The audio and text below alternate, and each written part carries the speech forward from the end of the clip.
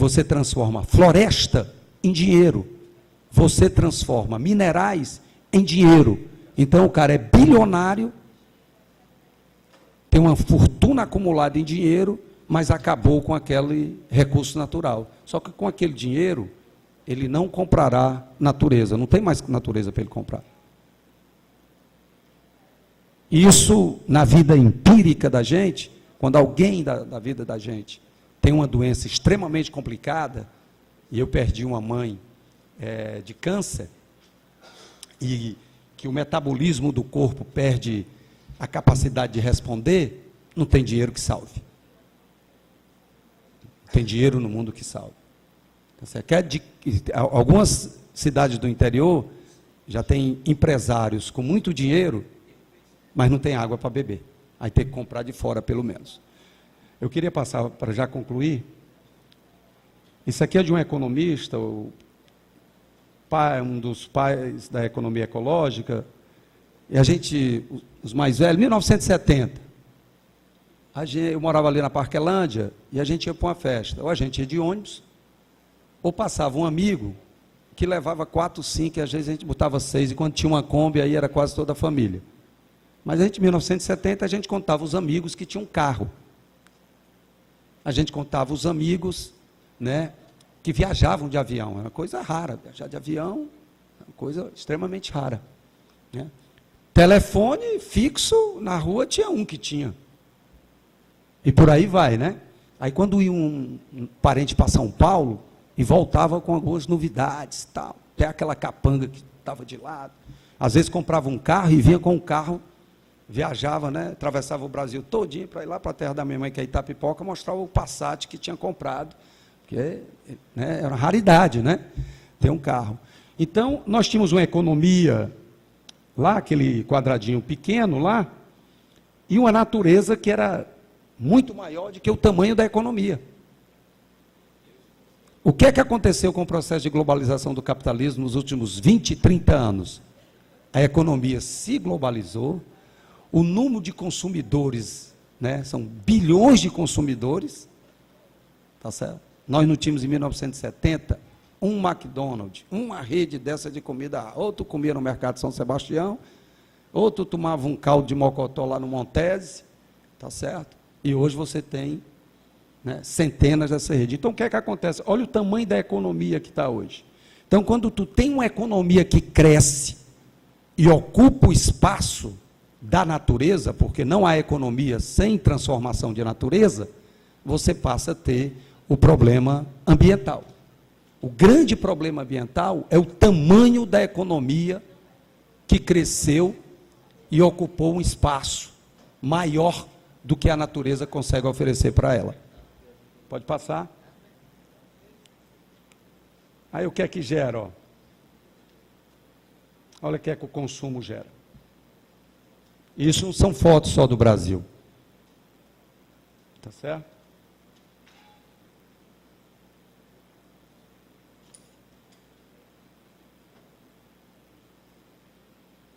Essa foto aqui é de Xeramubim do ano 2013. Tá certo? Os pesquisadores afirmam que até 1960 você tinha 300 desastres por ano. Esses desastres climáticos na América Central, nos Estados Unidos. Hoje eles chegam a 3.000 e pouco. Alguma coisa ocorreu nos últimos 30 anos que desequilibrou, né, a balança do planeta Terra. E isso resulta em mais secas em alguns lugares, mais água em outros lugares. Né?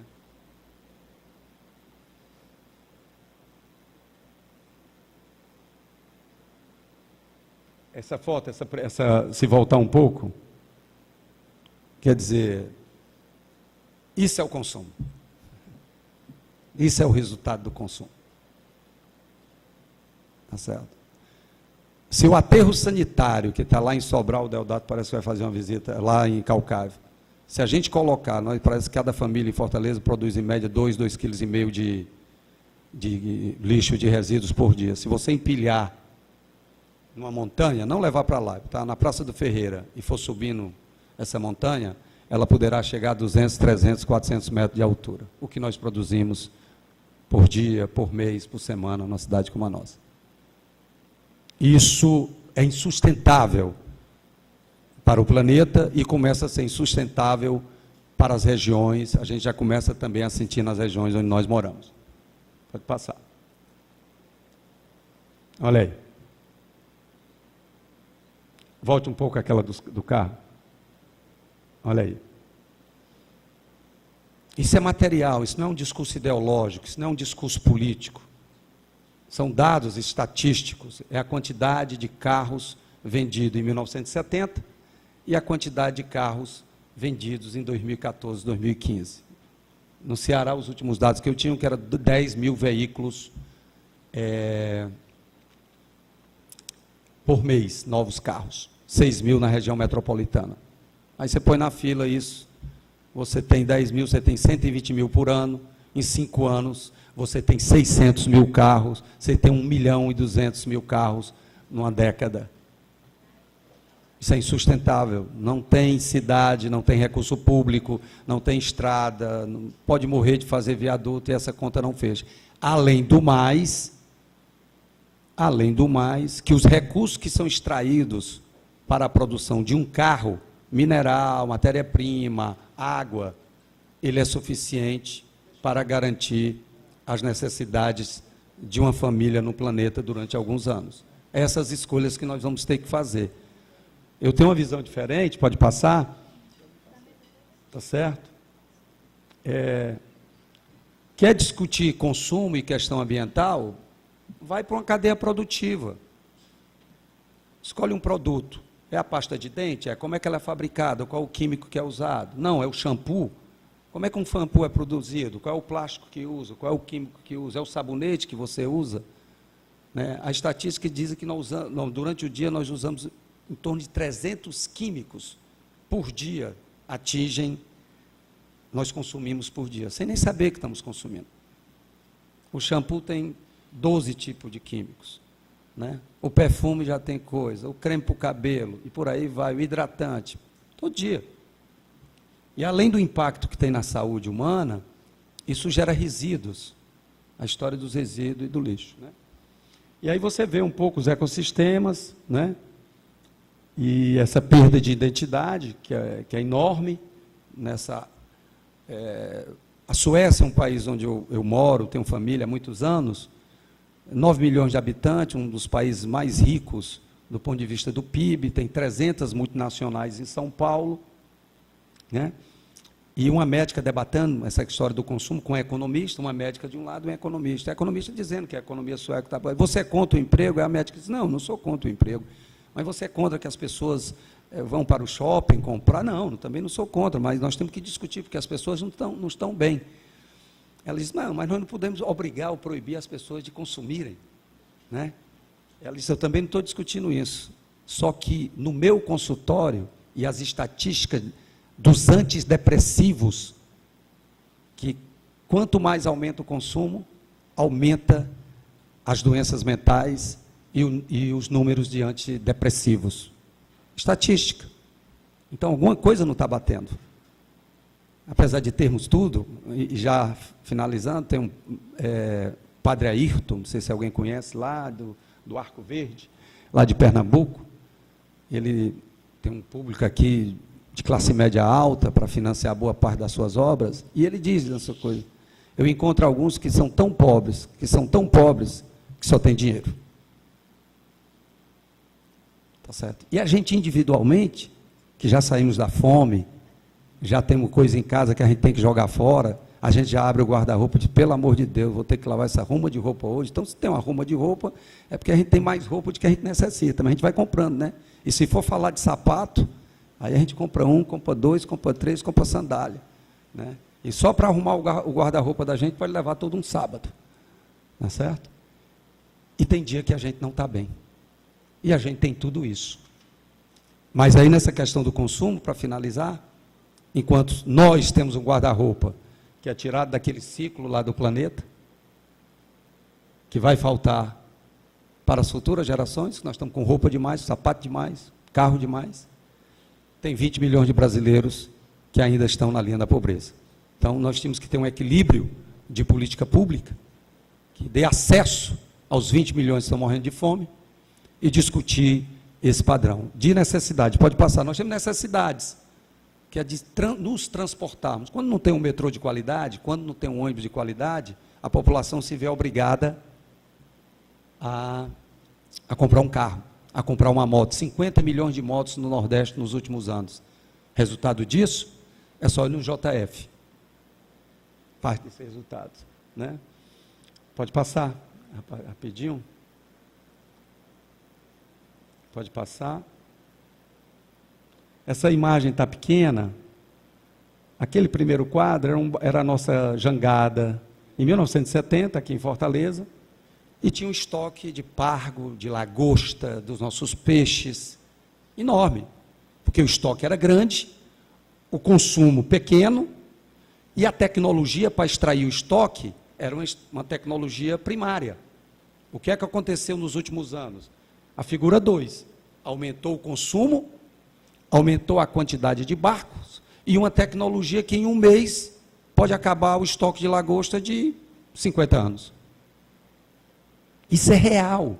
O pargo está na lista de espécie a ser extinta. E é um produto que gera milhares de empregos e dá proteína, um tipo de proteína que só o pescado consegue te dar. Com o desaparecimento do pargo, desse estoque, não tem dinheiro que consiga produzir, porque essa fábrica é um serviço que a natureza te dá. Dinheiro não vai fazer. Aí o cara, não, eu vou fazer de cativeiro. Para cada hectare de peixe em cativeiro, você precisa de 10 hectares de mar para tirar os minerais e boa parte da alimentação desses peixes. Então, peixe em cativeiro não vai substituir essa fábrica maravilhosa que é o nosso litoral, que produz, gera emprego, gera renda, gera saúde. Então, é esta relação. Muitas vezes, o sistema econômico quer jogar essa responsabilidade para o indivíduo. Ou seja, a mulher morre de parto por falta de uma saúde pública, a responsabilidade é dela. Uma criança morre de mortalidade infantil, a mãe, a responsabilidade é dela, né? Um jovem entra no crime e é fuzilado com 12 anos de idade na periferia de Fortaleza, a responsabilidade é dele.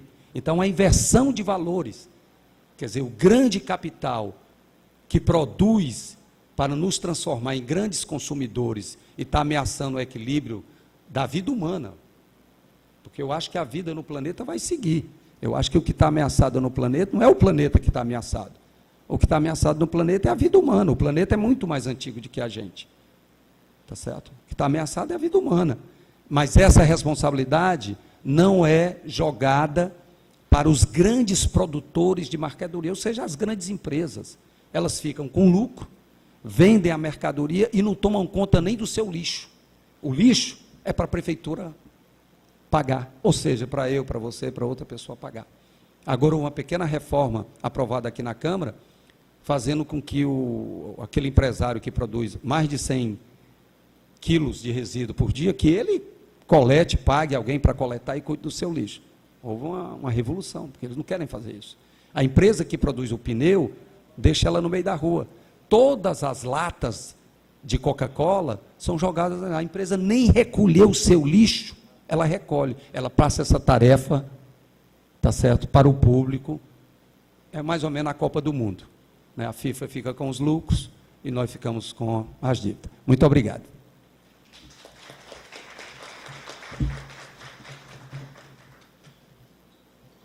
Obrigado, Adalberto, por sua esclarecedora exposição. Só fazendo um pequeno registro. Na verdade, essa lei do grande gerador, ela já é antiga, não foi o que foi aprovado agora, Adalberto, foi apenas o aumento das multas. Não houve assim, nada de novo nesse sentido. O aumento das multas e, claro, com a nova formulação da fiscalização no município, com a criação da AGFIS, da Agência de Fiscalização, que está concentrando os trabalhos de fiscalização num órgão específico, e aí com um aumento que a gente espera que tenha um aumento dessa fiscalização, de fato, para fazer com que esses grandes geradores possam cumprir com essa sua obrigação legal, né, que já vem de longe, é lei antiga, de aquele produtor de acima de 100 litros, acima de 100 litros e acima de 50 quilos por dia, ele é obrigado a dar a destinação correta do seu resíduo. E isso veio também dentro dessa nova discussão, a partir da lei de 2010, sancionada pelo presidente Lula, a lei federal, que estabelece, inclusive, a questão da logística reversa, né? Então, eu passo a palavra para o professor Fábio, e se ele, aí, professor, tanto se quiser ou aqui ou ali na tribuna, você oria que... Então, venha para cá, porque ele não consegue ir até aí. Obrigado.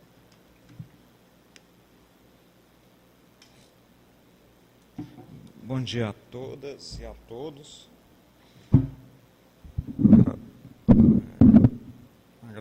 Agradeço ao vereador Deodato Ramalho, que fez o convite para que eu participasse dessa sessão, dessa audiência pública.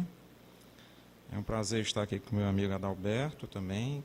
Nós temos desenvolvido alguns trabalhos conjuntos nessa área ambiental. É um prazer conhecer a doutora Thelma também.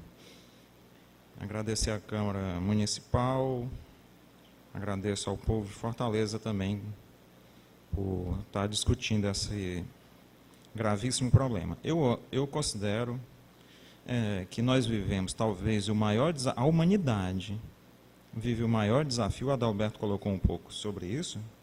Se a humanidade talvez não resista, né, a vida, os seres vivos talvez resistam. As baratas são super resistentes, elas resistem até a explosões nucleares, né? Então elas...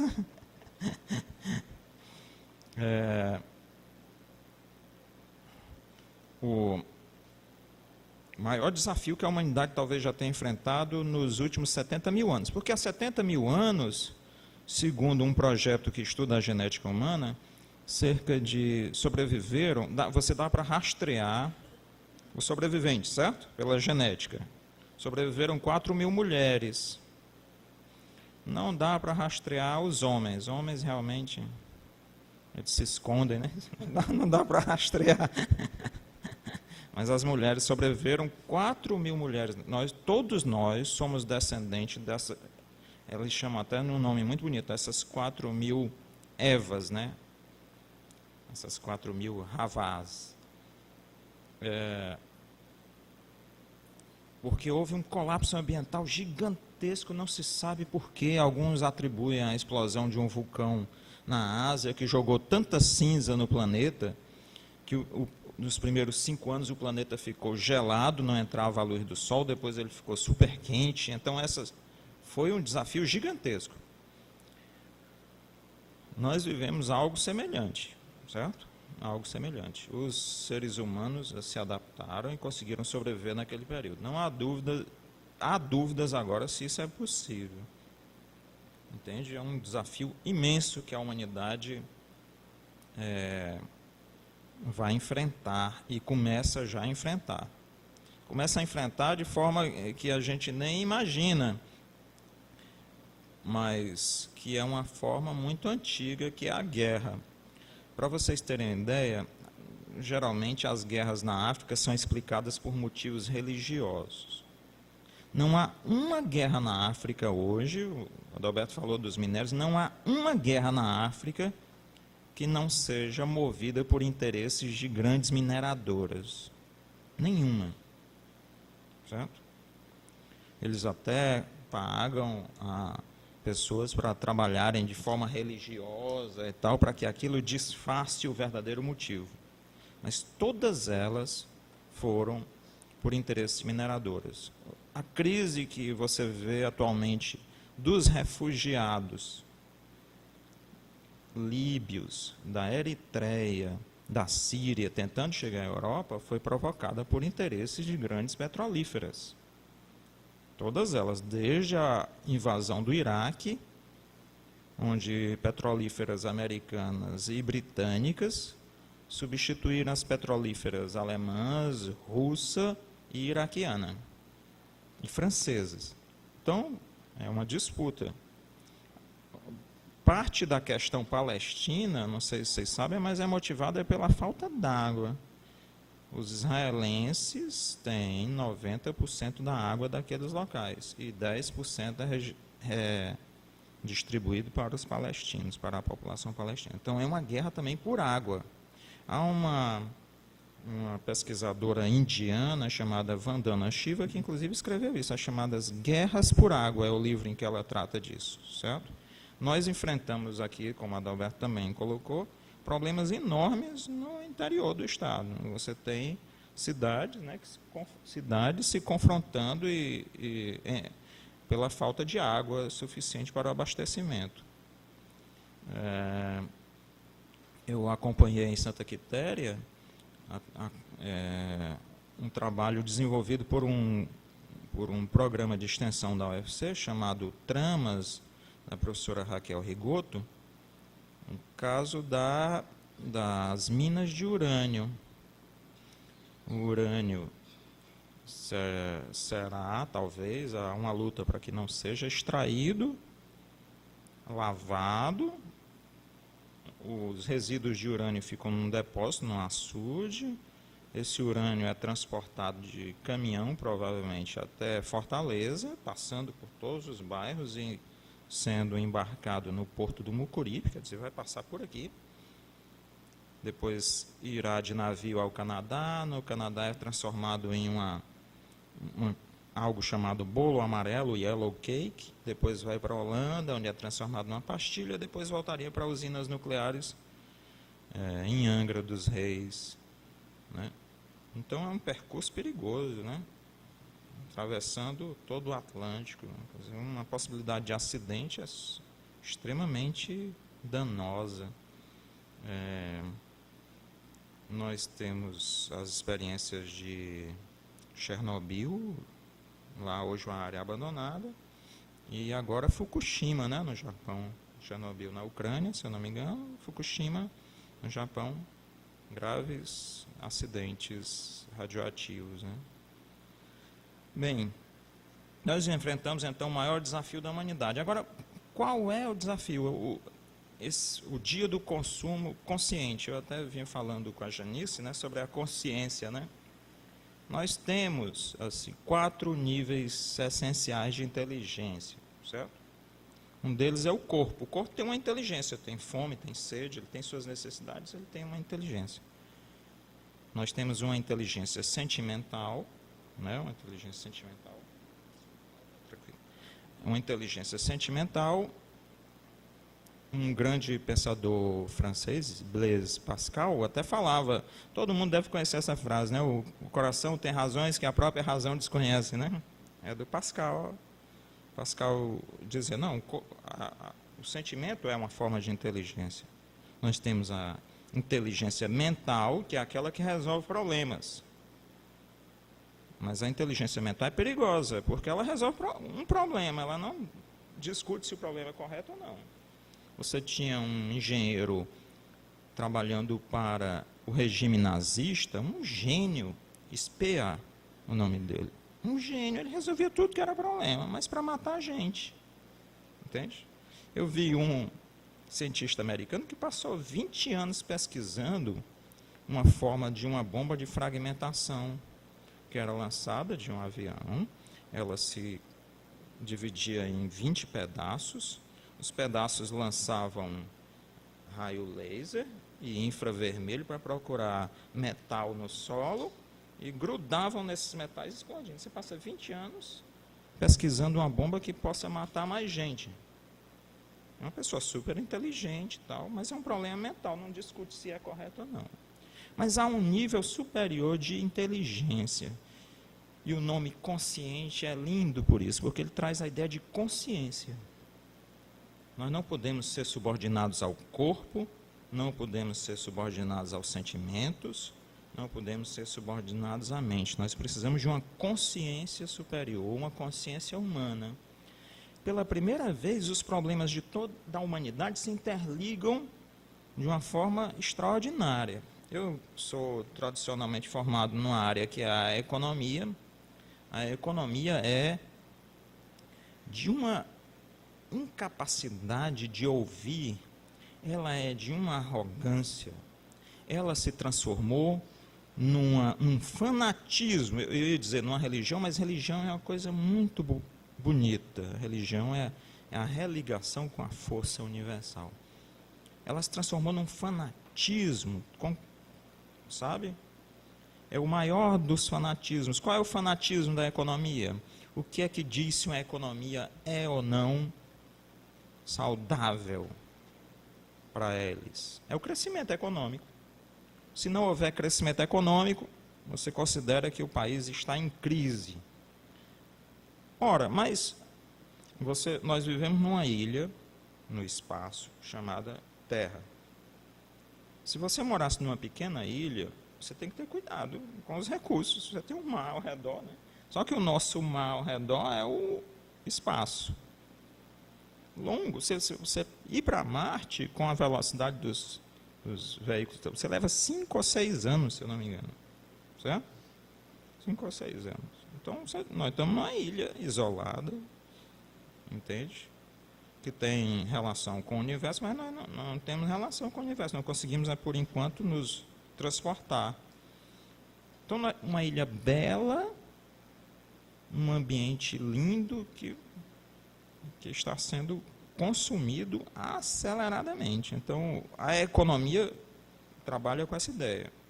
Vou dizer alguns princípios. Por exemplo, qual é o princípio básico do crescimento econômico? Você tem dinheiro, o dinheiro é investido, ele precisa render mais dinheiro do que o que foi investido. Nas empresas isso é chamado de lucro. Nos países é chamado de crescimento econômico. Ora, se eu tenho um crescimento de 2% no ano, eu quero, se eu tiver o mesmo crescimento de 2% no ano seguinte, as pessoas já consideram crise. Houve uma estagnação, mas não é verdade. Se você pedir um empréstimo no banco e pagar 2%, você pede R$100, você paga 102, né? Se você pegar 2% sobre os 102, já não é 102, é mais uma coisa, são juros compostos. Mas o crescimento de 2% no ano seguinte ao de outro de 2% são juros compostos, você está crescendo mais. Mas as pessoas querem, não 2%, querem 4%, querem 6%, querem 8%. Isso é impossível. Só há dois mecanismos na Terra que crescem desmesuradamente, crescem sem controle. Um é o câncer, o outro são os vírus. O terceiro é a economia. A economia busca constantemente imitar esses outros dois agradáveis mecanismos. O câncer e os vírus. É o colapso, é o fracasso, é suicídio. Nós caminhamos aceleradamente para o suicídio. Eu digo até para meus alunos que a economia, imagina assim, não, há um abismo ali na frente. Nós estamos num carro aqui, certo? Nós não sabemos se há o outro lado do abismo. Mas então vamos acelerar como filme americano? O carro voar e cair do outro lado. Não é assim. Certo? Sabe o que é que os economistas dizem? Não, há uma crise ambiental, mas a tecnologia vai resolver isso. Certo? Nós vamos criar máquinas que vão despoluir o ambiente e nós vamos sobreviver. Não é verdade. Não é verdade. Isso quebra uma lei da física, uma área da física chamada termodinâmica, a segunda lei da termodinâmica, chamada lei de entropia.